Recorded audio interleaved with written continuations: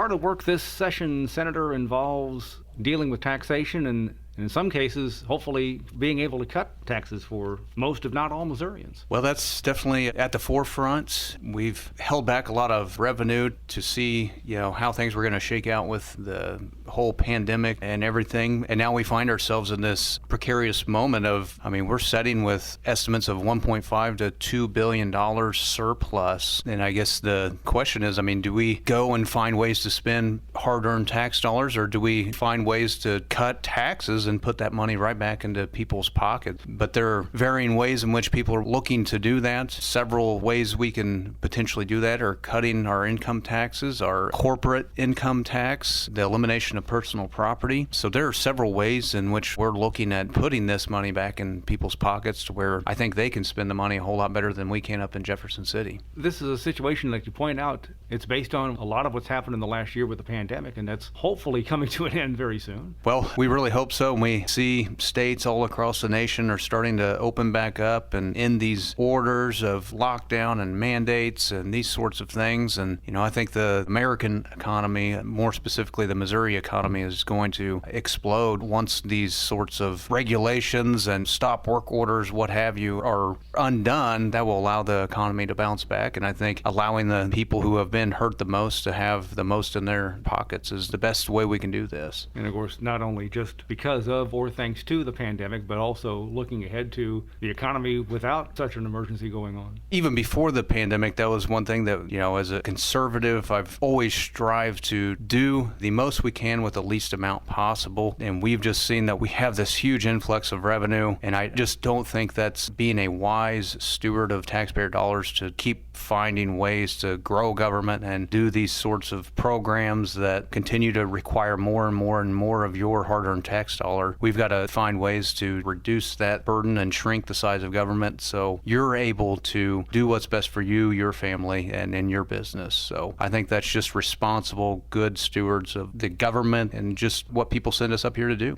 When you say shrink the size of government, is it time to cut spending along with the taxes as well? I'm of that mindset, absolutely. We can create as many programs and everything that we possibly can to continue to fund and fund and fund, but at some point we have to realize that we've got to stop this. We've got to start shrinking back. It's amazing that businesses have to streamline and be as effective and streamlined as possible, yet government, they don't have to do that. And it's up to us as the elected officials to rein that in. And it's not a popular thing to do, make cuts, but I think it's an extremely necessary one.